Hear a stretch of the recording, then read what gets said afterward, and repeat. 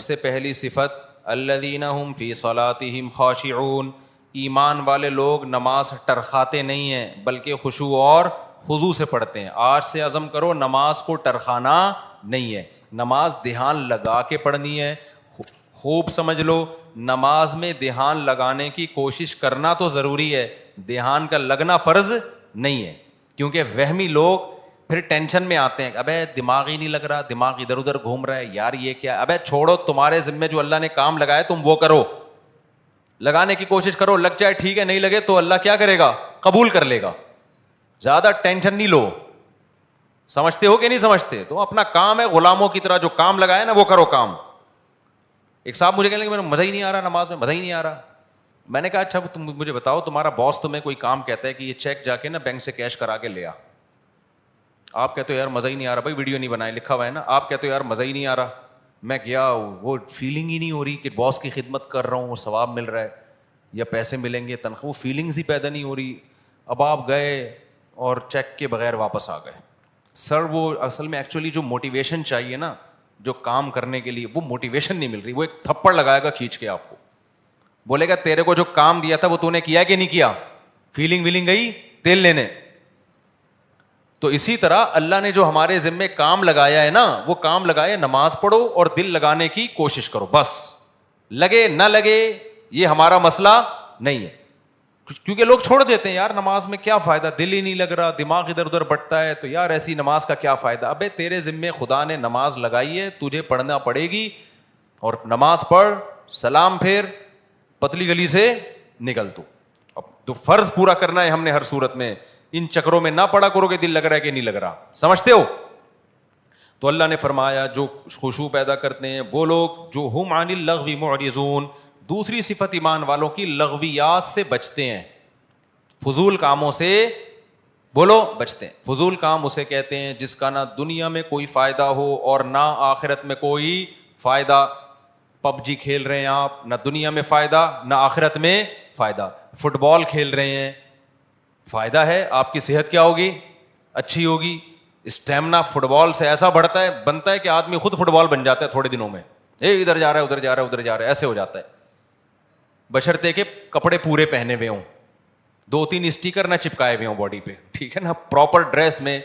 Fit بال ایک ایسی چیز ہے آخرت کا ہو، اگر نیت اچھی ہوگی تو آخرت کا بھی فائدہ ہوگا کہ میں صحت بنا رہا ہوں تاکہ میں اللہ کی عبادت کر سکوں، لوگوں کے کام آ سکوں، تو آخرت کو بھی فائدہ. نیت نہیں ہے تو کم از کم دنیا کو تو فائدہ ہوگا نا، آپ کی دنیا سنورے گی. اب یہ جو رمضان میں راتوں کو لڑکے کرکٹ کھیل رہے ہیں، میرا ایک بیان بڑا چل رہا ہے، اس سے لڑکوں کو بڑی موٹیویشن ملی ہے کہ اور کھیلو رات میں. وہ بیان میں نے اس پہ نہیں کیا کہ اب اس پہ کلپ بنانا لازمی کہ پوری بات بتانا. وہ بیان میں نے اس پہ نہیں کیا ہے کہ کھیلو، بلکہ میں نے ایک تھوڑی سی تعریف کی ہے. چلو یار پب جی سے کیا ہے، اچھا ہے، چلو دن سو کے گزار لیتے ہیں، روزہ تو رکھ لیتے ہیں نا، تو some thing is better than nothing. لیکن اصل جو کام ہے نا میرے بھائی رمضان میں، وہ کام ہے کوشش کریں رات کو تھوڑا سا وقت نکال کے تہجد پڑھ لیں اور اللہ سے دعائیں مانگ لیں. کرکٹ پورے سال کھیلا جا سکتا ہے. یہ جو چانس اللہ نے جو پیکج رمضان میں چل رہا ہے نا، تہجد، تراویح اور دعاؤں کا، یہ والا پیکج بعد میں نہیں ملے گا. تہجد تو پڑھ سکتے ہیں بعد میں بھی، وہ فضیلت نہیں ہوگی جو رمضان میں ہوتی ہے. دعائیں بعد میں بھی قبول ہوتی ہیں، وہ اس طرح نہیں جیسی رمضان میں قبول ہوتی ہیں. تو اس لیے جو نوجوان لڑکے ساری رات کرکٹ کھیل رہے ہیں، بھائی کھیل لیں لیکن تھوڑا سا ٹائم اللہ کے لیے بھی بولو نکال لیں. دوسری بات یہ کہ کوئی بھی کھیل اس طرح سے کھیلنا کہ اہل محلہ کو تکلیف ہو. تکلیف دینا تو کسی صورت میں جائز نہیں. بعض اہل محلہ کی طرف سے شکایتیں آئی ہیں، کراچی میں دور دور سے لوگوں کے میسج آئے کہ آپ نے کرکٹ کھیلنے کے اور فضائل رمضان میں بیان کر دیے، ہمارا ناک میں دم کر کے رکھا ہوئے لڑکوں نے، ہمیں سونے نہیں دیتے، ہم جب سوتے ہیں تو وہ چیخو پکار کی آواز، ہماری نیند غائب. تو میں نے کہا یہ تو پولیس کنٹرول کرے گی، بھائی تھانے میں رپورٹ کرو، اس کا میرے بیان سے کوئی تعلق. میں نے تو ایک جرنلی ایک نارملی بات بیان کی ہے، یہ تو مینجمنٹ کا کام ہوتا ہے نا.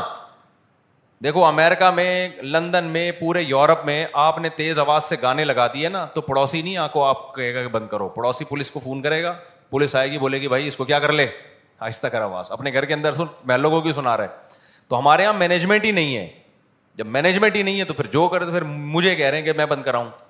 تو وہ اس لیے اصل کام یہی ہے کہ والذین هم عن اللغو معرضون، ایمان والوں کی علامت یہ ہے کہ وہ ایسے کاموں سے جس کا نہ دین کا کوئی فائدہ نہ دنیا کا کوئی فائدہ, اس سے ایوائڈ کرتے ہیں, اس سے اجتناب کرتے ہیں. تو آج سے دیکھیں سارا دن آپ کون کون سے ایسے کام کر رہے ہیں جو فالتو کے کام ہیں, جن کا کوئی فائدہ بولو نہیں. ان کاموں کو اپنی فہرست سے نکالیں. سمجھتے ہو کہ نہیں سمجھتے؟ والذین هم للزکاة فاعلون, زکوٰۃ دیتے ہیں. والذین هم لفروجہم حافظون, اپنی شرم گاہوں کی حفاظت کرتے ہیں. الا علی ازواجہم, سوائے اپنی بیویوں کے. یہ بار بار میں مضمون بیان کرتا ہوں. اہل جنت کی علامت کیا ہے کہ بیوی کے علاوہ اس کے پاس کوئی راستہ نہیں ہے, نہ ہینڈ پریکٹس کا راستہ ہے. اللہ ڈاکٹر ذاکر نائک کو دنیا اور آخرت کی بھلائیاں دے, ہمارے لیے قابل احترام ہے, لیکن انہوں نے جو ہینڈ پریکٹس والا مسئلہ بیان کیا وہ بالکل غلط ہے. اسلام کہتے ہیں مسائل مفتیان کرام کا کام ہے. انہوں نے کہہ دیا کہ مجبوری میں جائز ہے, کہیں بھی جائز ہونے کی ہمارے پاس کوئی شرعی دلیل موجود نہیں ہے. قرآن نے صاف طور پہ منع کیا ہے. ڈاکٹر لوگ عام طور پر اس کو پروموٹ کر رہے ہوتے ہیں. ڈاکٹر ذاکر نائک بھی چونکہ میڈیکل سائنس کے ڈاکٹر ہیں نا, تو ڈاکٹر لوگ کہتے ہیں یار اسٹریس ختم کرنے کے لیے. بھائی دنیا میں صرف اسٹریس ہی کوئی مسئلہ نہیں ہے. اسٹریس آپ شریعت کی حدود میں رہ کے تو ختم کر سکتے ہیں. شریعت کی حدود ٹوٹ رہی ہے تو پھر اسٹریس نعمت ہے اللہ کے لیے. دیکھو روزے میں بھی اسٹریس ہوتی ہے نا, دل تڑپتا ہے, منہ میں بدبو بھی پیدا ہو جاتی ہے بہت زیادہ خالی پیٹ رہنے سے. لیکن نبی نے کیا فرمایا؟ وَلَخَلُوفُ فَمِ الصَّائِمِ أَحَبُّ إِلَى اللَّهِ مِنَ الْمِسْكِ. اللہ کو بدبو سے کتنی نفرت ہے, لیکن روزے دار کی منہ کی بدبو اللہ کو مشک و عنبر سے زیادہ محبوب ہے. اللہ کو میلا کچیلا رہنا پسند ہے یا صاف ستھرا؟ بتاؤ. میڈیکل سائنس بھی کہتی ہے بھائی نیٹ کلین ہونا چاہیے بندہ. اللہ میاں بھی یہ کہتے ہیں, تبھی مسواک کا حکم دیا, نہانے کا حکم دیا, خوشبو کا حکم دیا, صاف کپڑے پہنے, پاک کپڑوں. لیکن جب ہم حج کرنے جاتے ہیں تو اللہ کو میلا کچیلا حاجی زیادہ پسند ہے. اب ڈاکٹر تو وہاں بھی کہے گا یار یہ میل کچیلا ایکچولی جرمس ایکچولی. بھائی اللہ کے لیے اب میلا کچیلا کیا ہے؟ پراگندہ بال, لمبا سفر, لمبا احرام. تبھی تو حج قران سب سے افضل ہے. ایک ہی احرام میں حج بھی کرو اور اسی احرام میں عمرہ بھی کرو, تاکہ احرام لمبا ہو جائے. کیونکہ جتنا احرام لمبا ہوگا خوشبو نہیں لگا سکتے آپ, بال نہیں کاٹ سکتے, کنگھا نہیں کر سکتے. تو دیکھو لو جو لمبے حج کرتے ہیں نا, احرام یہیں سے باندھ کے جاتے ہیں, تھوڑے دنوں میں ایسا لگ رہا ہوتا ہے مریخ سے آئے ہوئے ہیں یہ, کہیں پتہ نہیں کہاں سے آئے بندہ. تو اللہ کو یہی پسند ہے, حاجی ایسے ہی پسند ہے. نہانے کی اجازت ہے حج میں, صابن نہیں لگاؤ, خوشبو نہیں لگا سکتے. تو بس اللہ کا ایک نظام ہے, نارمل روٹین سے اللہ نے حاجی کو کیا کر دیا؟ ہٹا دیا اللہ تعالیٰ نے. اسلام میں بال رکھنے کا حکم ہے, کیونکہ حدیث میں آتا ہے اللہ جمیل ہے, جمال کو پسند کرتا ہے. تو بالوں میں کیا ہے؟ جمال. یہی وجہ ہمارے نبی بال رکھتے تھے, بڑے بال تھے آپ صلی اللہ علیہ وسلم کے. لیکن حج میں کیا ہے؟ بولو, بال کٹا دو. اچھا مجھے لوگ کہہ رہے ہیں آپ کے کیوں ہیں, اب تو عمرہ کیا آپ نے. ایک صاحب کہنے لگے اس پہ تو 6 عمرے اور ہو سکتے ہیں, اتنے بڑے بال ہیں. تو بھائی میں نے کہا قصر بھی تو ہے نا, ہم نے ٹرینڈ کئی دفعہ کرا لی, اب کیا ہے؟ قصر بھی سنت ہے, وہ بھی ٹھیک ہے. تو بہرحال بڑے بالوں میں زینت ہے, لیکن حج میں کیا ہوتا ہے؟ دہشت گردی کا جڑ سے خاتمہ. تو بس وہ اللہ کا حکم ہے کہ یار میرے حکم کو فالو کرتے ہو کہ نہیں کرتے. تو اسی طرح آپ کو جتنی مرضی ٹینشن ہو, اس ٹینشن کو ختم کرنے کے لیے ہینڈ پریکٹس کی آپ کو اجازت بولو نہیں ہے. اس کا ختم کرنے کا ایک ہی طریقہ ہے, نکاح کر لو جا کے. مجبور ہو کے کرو گے, کسی کا بھلا تو ہو جائے گا نا, کسی کی بچی کا, کسی عورت کو ٹھکانہ تو مل جائے گا نا. تو اس لیے ڈاکٹر ذاکر نائک بہت قابل احترام, اللہ بہت دین کا کام لے رہا ہے, مگر یہ مسئلہ بالکل صحیح نہیں بیان کیا. ایک تو 3 طلاق کا مسئلہ بھی انہوں نے غلط بیان کیا, وہ بعد میں اب ان کی رائے ویسی رہی بھی نہیں ہے, اس میں لچک پیدا ہو گئی ہے. تو لوگوں نے بہت دفعہ ایسا کیا, 3 طلاقیں دے کے جی ڈاکٹر ذاکر نائک کا کلپ آیا تو بیویوں کو رکھ لیا. میں نے بار بار بتایا یہ حرام ہے. 3 طلاق قرآن نے بیان کیا, حدیث نے بیان کیا, صحابہ کا اجماع ہے, 3 ہوتی ہیں, بیوی حلال نہیں ہوگی. خدا کے غضب کو مت دعوت دو. ڈاکٹر ذاکر نائک قابل احترام ہے, لیکن ابو حنیفہ سے زیادہ علم نہیں ہے ان کے پاس, امام شافعی سے زیادہ علم نہیں ہے, امام مالک سے زیادہ علم نہیں ہے, احمد بن حنبل سے زیادہ علم نہیں ہے. ڈاکٹر ذاکر نائک بخاری کے حوالے دے رہے ہیں اور احمد بن حنبل بخاری کے استاذ ہیں. سمجھ میں آ رہی ہے بات کہ نہیں آ رہی؟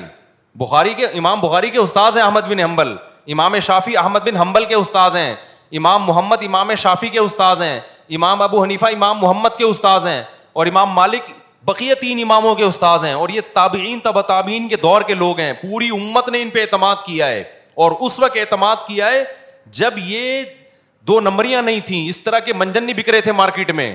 نیک لوگ تھے, پرہیزگار لوگ تھے, وہ خود صاحب علم تھے. اس وقت جن لوگوں پر اعتماد کیا گیا نا, تو مسائل میں وہ لوگ زیادہ قابل اعتماد ہیں. آج کے اسکالرز کی ہر بات نہیں لی جائے گی. سمجھتے ہو کہ نہیں سمجھتے ہو؟ تو اچھا میرے بھائی ہم چلتے ہیں آگے. اچھا ڈاکٹر ذاکر نائک بیچارے انہیں وہ مسائل بتانا بھی چھوڑ دیں, لیکن پبلک نے ان کو چھوڑا نہیں. جب بھی کوئی جاتا ہے حضرت آپ مسائل نہ بتایا کریں, وہ کہتے ہیں بھائی میں نہیں بتاتا یار. وہ ایک دفعہ شکایت کر رہے تھے کہ جو آتا ہے نا ایک ہی بات لے کے آتا ہے. تو اس لیے کہیں میرا پیغام جا رہا ہے نا لوگوں تک, کوئی ڈاکٹر صاحب سے ملنے کے لیے جائے نا تو کائنڈلی یہ والی بات ان سے نہ کرے.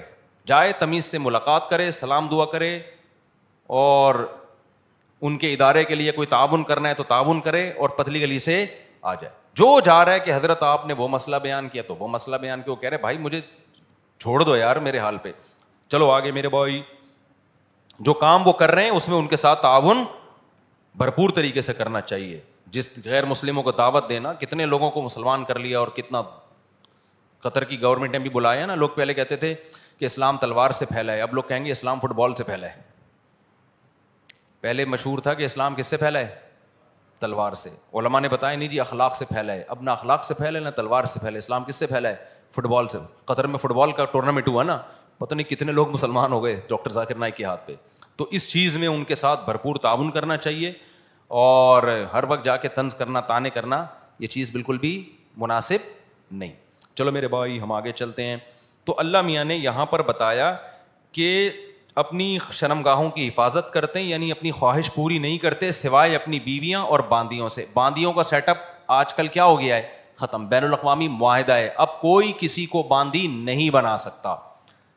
کوئی عورت آ کے باندی بننا بھی چاہے نا کہ میں آج سے آپ کی غلام ہوں, لونڈی ہوں, نہیں ہو سکتا. یہ سمجھتے ہو اسلام نے آزاد عورت کو یہ رائٹ ہی نہیں دیا کہ وہ کسی کی باندی بن جائے. وہ صرف جنگوں میں قید ہوا کرتی تھی, اور پوری دنیا میں یہ تھا کہ یہ معاہدہ تھا.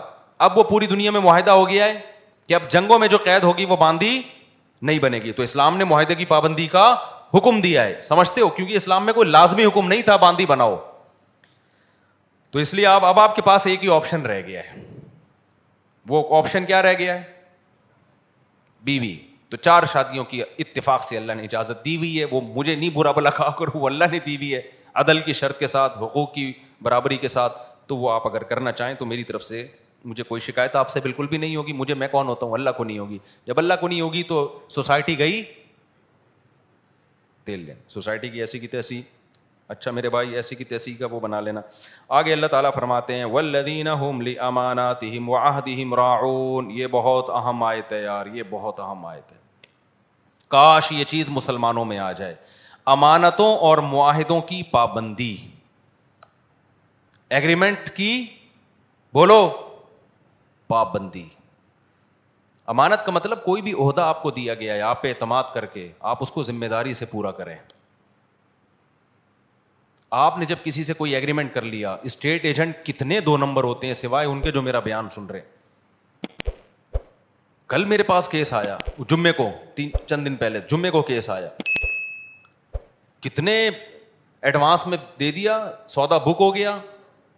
آپ کسٹمر کو, ویسے تو اسٹیٹ ایجنٹ الو بنا رہے ہوتے ہیں, کسٹمر بھی بنا رہے ہوتے ہیں. اب کیا ہے کہ جی دوسرا زیادہ اچھا مل گیا تو ادھر سے زبان چینج کر کے اس سے معاملہ کرنا شروع کر دیا. بہت 2 نمبریاں ہو رہی ہیں پیسوں کے معاملے میں. مسلمان سیدھا نہیں. اسٹیٹ ایجنٹ کیا کرتا ہے, آپ سے پیسے لیے, کوئی اچھا پلاٹ ملے گا آپ کو دوں گا, اچھا ملے نا تو نیت چین, ابے اس کو کیوں دوں, خود نہ رکھ لوں میں. حالانکہ معاہدہ کس سے ہوا تھا؟ آپ سے معاہدہ ہوا تھا. 2 نمبریاں ادھر سے گھسیٹو ادھر سے گھسیٹو. آپ نے جب مالک مکان سے گھر لیا کرائے پر, آپ نے معاہدہ یہ کیا تھا 1 سے لے کے 5 تاریخ تک میں کرایہ, عام طور پہ 5 تک دے دیا جاتا ہے. آپ نہیں دے رہے 5 تاریخ کو کرایہ. اس کا فون آ رہا ہے, بھائی کرایہ کیوں نہیں دیا؟ آپ کہ چلو اب دے دیتا ہوں میں. معاہدہ تو توڑ دیا نا آپ نے, معاہدہ 5 کا ہوا تھا. اب وہ کال کر کے کیوں بتا رہا ہے آپ کو؟ نہیں آئی بات. جو کام آپ کا تھا وہ کیوں, بیت الخلاء جب جانا ہوتا ہے دوسرا بتا رہا ہوتا ہے, سر آپ 24 گھنٹے ہو گئے ابھی تک واش روم نہیں گئے, کائنڈلی اب آپ چلے جائیں. آپ کی ضرورت ہے نا واش روم, جب آپ کو تقاضا ہوتا ہے آپ کسی سے مشورہ لیتے ہو یا ڈاکٹر کہے گا فوراً جاتے ہو. تو یہ جو آپ کا ایگریمنٹ ہوا نا کہ گھر میں استعمال کروں گا اور کرایہ میں اتنے دن دوں گا, اتنے دن تک دے دوں گا, تو اب جب اتنے دن گزر گئے تو یہ ذمہ داری کس کی ہے؟ آپ گناہگار ہو رہے ہو. آپ گناہگار ہو رہے ہو, آپ کو دینا پڑے گا اس کو, اس کے کال کیے بغیر. سمجھتے ہو کہ نہیں سمجھتے ہو؟ آپ کسی اسکول میں ٹیچر ہو, آپ کا ایگریمنٹ ہوا تھا کہ آپ بچوں کو پڑھاؤ گے اور تنخواہ لو گے, آپ پڑھا رہے نہیں ہو, تنخواہ پوری لے رہے ہو, یہ معاہدے کی خلاف ورزی ہے یا نہیں ہے؟ کسی سیاستدان نے ووٹ لیے اس بیس پہ کہ میں یہ کروں گا میں یہ کروں گا, ووٹ لے کے جیت گیا, اب نہ یہ کر رہا ہے نہ وہ کر رہا ہے, پوری قوم اس میں مبتلا ہے, کوئی بھی مستثنا نہیں ہے. تو یہ بہت بڑا المیہ ہے, بہت بڑا المیہ ہے. تو معاہدوں کی پاسداری کرنی پڑے گی آپ کو, مذہب کا حکم ہے. والذین هم علی صلواتہم یحافظون, اور وہ لوگ اپنی نمازوں کی حفاظت کرتے ہیں. نماز کو اللہ نے 2 دفعہ ذکر کیا, پہلے کہا خشوع و خضوع سے پڑھتے ہیں, اب کہا کیا کرتے ہیں؟ حفاظت. حفاظت کا مطلب پتہ ہے کیا ہے؟ ٹائم پہ پڑھنا, کیونکہ ٹائم گزار دیا تو ضائع کر دیا آپ نے, ٹائم گزار دیا تو کیا کر دیا؟ ضائع کر دیا. انہی آیتوں کی وجہ سے امام ابو حنیفہ سفر میں 2 نمازیں اکٹھی پڑھنے کے قائل نہیں ہیں, کیونکہ قرآن کہہ رہا ہے کہ اپنی نمازوں کی حفاظت. حفاظت کا مطلب کیا ہے؟ ایک صاحب نے کہا کہ قرآن نے کہا حفاظت کرتے ہیں, قرآن نے کہا ہر نماز کا ایک وقت مقرر ہے. قرآن میں ہے نا ان الصلاۃ کانت علی المؤمنین کتابا موقوتا, اور یہ سفر کے بارے میں نازل ہوئی ہے کہ ہر نماز کا ایک ٹائم متعین ہے. انہوں نے کہا جب قرآن میں آتا ہے ہر نماز کا ایک ٹائم متعین ہے, تو ہمیں حدیث سے پتہ چلتا ہے کہ سفر میں 2 نمازوں کا ایک ہی ٹائم ہے, حالانکہ ایسا ہے نہیں. حدیث جبریل سے پتہ چلتا ہے کہ ہر نماز کا ٹائم کیا ہے؟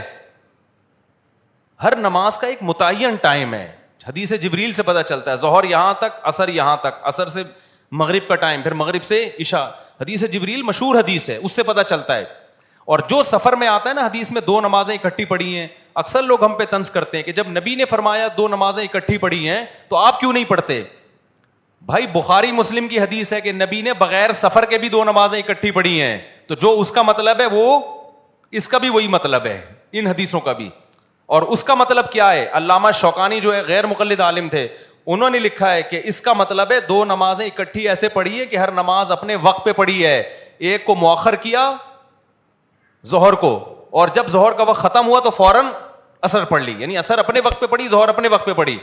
تو جو مطلب اس حدیث کا ہے نا جس میں آتا ہے نبی نے بغیر کسی عذر بارش کے 2 نمازیں اکٹھی پڑھی ہیں, ہم کہتے ہیں یہی سفر کا بھی یہی مطلب ہے.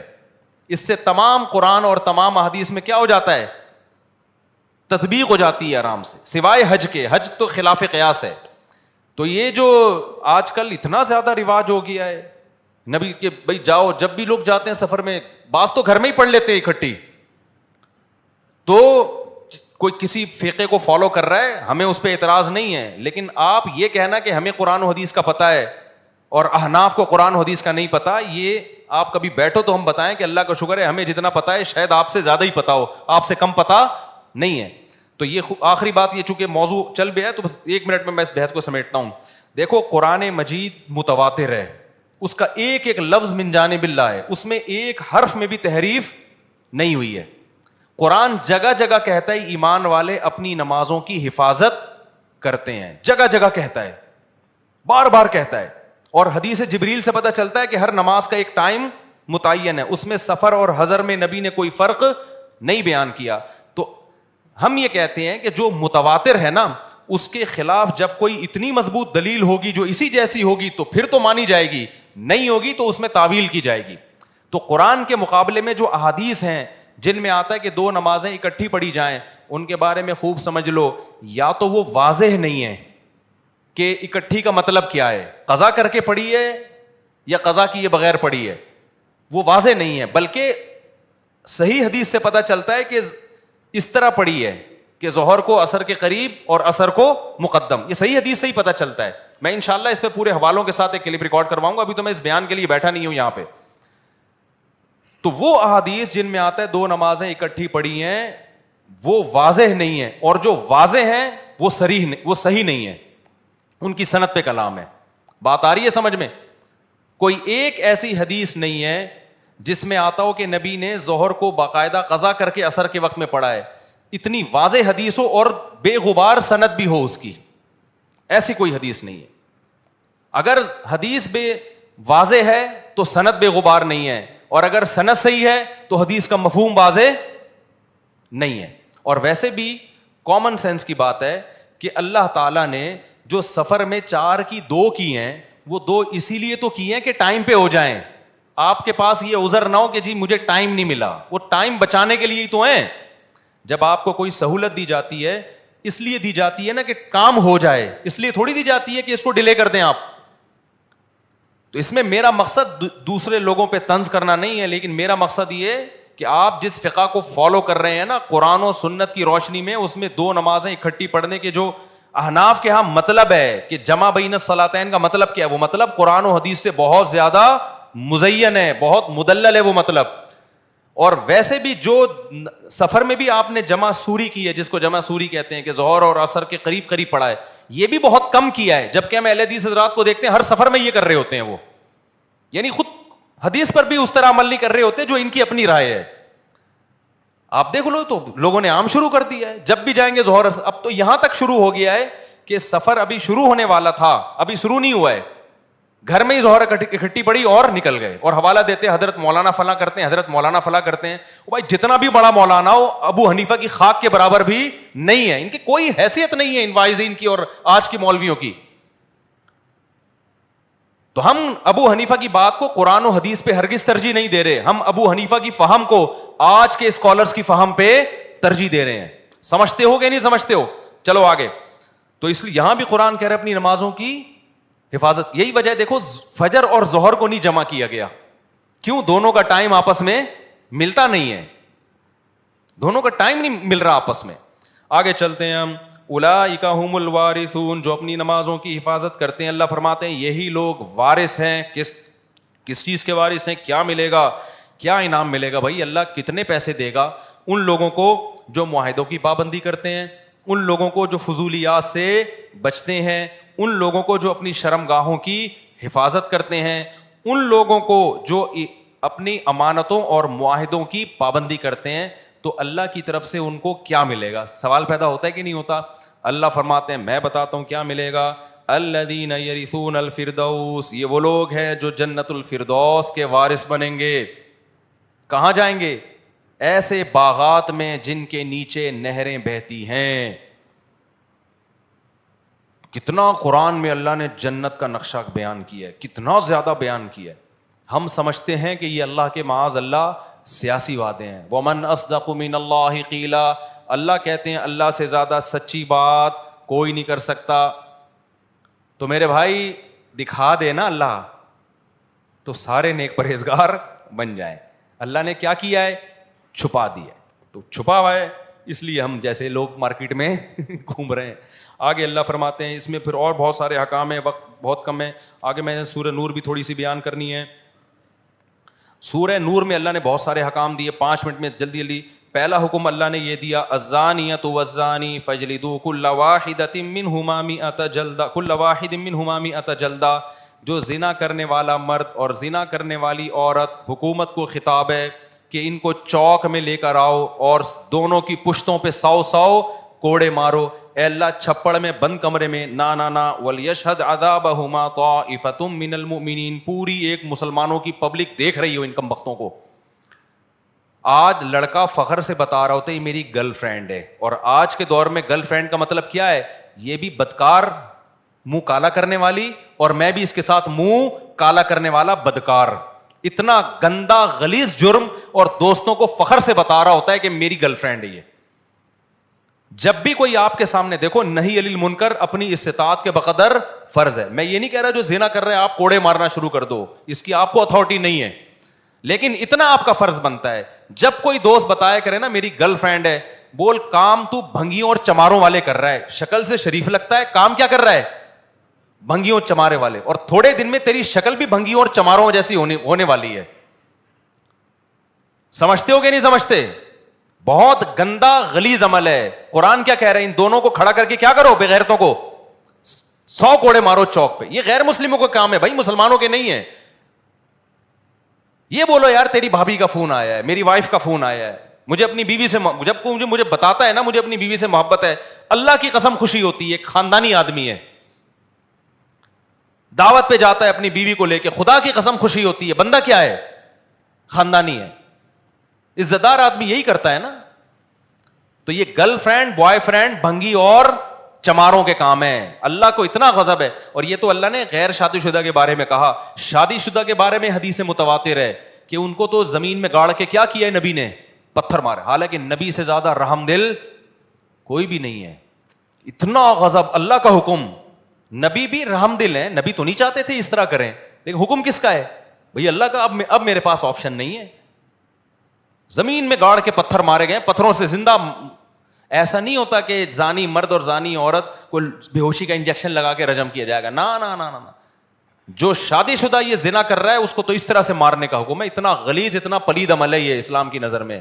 تو جو غیر مسلم کر رہے ہیں, انگریز کر رہے ہیں, وہ نہیں مانتے آخرت کو, ان کو کرنے دو. یا فیس بک پہ دینا شروع کر دو بھنگی چمار. میں آپ لوگ کے لیے, جو آپ میں سے یہ کر رہا ہے اس کے لیے لفظ استعمال کر رہا ہوں. تو اس لیے اگر کسی سے یہ جرم ہو گیا ہے بھائی, پہلی فرصت میں کیا کرے وہ, توبہ کرے. یہ اس کے قریب بھی نہیں جانا اس گندے عمل کے. تو آگے اللہ تعالیٰ فرماتے ہیں کہ جو اپنی بیویوں پہ تہمت لگاتے ہیں ان کے لیے بھی اللہ نے, کچھ لوگ شکی مزاج ہوتے ہیں, بلا وجہ عورت پہ تہمت لگا رہے ہوتے ہیں, اس کے لیے پورا لعان کی آیتیں نازل ہوئی. وقت کم ہے, پھر کبھی ڈیٹیل بتائیں گے. پھر حضرت عائشہ رضی اللہ تعالی عنہا پر منافقین نے جھوٹی تہمت لگائی تھی. اللہ نے امی عائشہ کی پاک دامنی آسمان سے نازل کی کہ یہ پاک دامن ہے. اسی وجہ سے جو حضرت عائشہ رضی اللہ تعالی عنہا, دیکھو حضرت عائشہ کا ایسا مقام ہے, صحابی نے پوچھا یا رسول اللہ سب سے زیادہ محبوب آپ کو کون ہے؟ آپ نے فرمایا عائشہ. کیا فرمایا؟ حالانکہ ان صحابی کا مقصد تھا مردوں میں, ان کا مقصد کیا تھا, مردوں. لیکن نبی کو ایک دم ذہن کس کی طرف گیا؟ عائشہ. تبھی بعض تابعین جب حدیث بیان کرتے نا تو جیسے آتا نا ان عائشہ رضی اللہ عنہا, حضرت عائشہ سے نا نا نا نا, وہ کہتے حبی رسول اللہ, نبی کی جو چہیتی تھیں, سب سے محبوبہ تھیں عائشہ, ان سے یہ حدیث مروی ہے. وہ یہ لقب لگایا کرتے تھے. تو آپ نے کیا فرمایا, سب سے محبوب کون ہے؟ عائشہ. تو ان صحابی نے کہا مردوں میں. فرمایا ابوہا. یہ بھی نہیں کہا کہ ابو بکر, نہیں آئی بات میرا خیال ہے. فرمایا عائشہ کا باپ. تو نام یہاں بھی کس کا استعمال کر رہے ہیں؟ عائشہ. تو حضرت عائشہ کی فضیلت اس سے اور زیادہ بڑھ گئی کہ عائشہ بھی محبوب اور عائشہ کا کہ والد بھی محبوب. تو اس لیے اللہ نے آسمان سے آپ کے لیے آپ کی پاک دامنی کو نازل کیا. اسی وجہ سے جو شخص بھی حضرت عائشہ رضی اللہ تعالی عنہا کو معاذ اللہ فاسقہ سمجھتا ہے, ان آیتوں کی روشنی میں وہ اسلام سے خارج. لوگ ہمیں کہتے ہیں یہ مفتی لوگ لوگوں کو دائرہ اسلام سے نکالتے رہتے ہیں, کفر کے فتوے دیتے رہتے ہیں. بھائی ہم کسی کو دائرہ اسلام سے نہیں نکالتے, نام اس کے ٹھیکیدار ہیں. جو نکل گیا ہے اس کے بارے میں بتاتے ہیں کہ یہ مارکیٹ سے کیا ہو گیا, اسلام کی مارکیٹ سے شارٹ نکالنا تو اللہ کا کام ہے بھائی, بتانا مولویوں کا کام ہے یا نہیں ہے. تو اتنا بھی براڈ مائنڈیڈ نہیں بنو کہ دائرہ اتنا بڑا ہو جائے کہ کوئی اس میں رہے نہیں. اب کوئی بتوں کی عبادت کر رہا ہے تو دائرہ اسلام میں کہوں یہ مسلمان ہے تو اللہ مجھ سے پوچھے گا کہاں سے آ گیا مسلمان بھائی جو بتوں کی عبادت کر رہا ہے. تو اتنے براڈ مائنڈیڈ نہیں بنو, نہ اتنے میٹھے بنو کہ لوگ کھانا شروع کر دیں, نہ اتنے کڑوے بنو کہ لوگ تھوکنا شروع کر دیں. بیلنس ہونا چاہیے. تو دائرہ اسلام سے جو نکلے گا تو وہ مارکیٹ سے خود ہی نکلا ہے, ہم نے تھوڑی نکالا ہے. ہم بتائیں گے بھائی یہ نہیں ہے, کائنڈلی ذرا اس سے آپ کیا کریں, اوائڈ کریں. تو میرے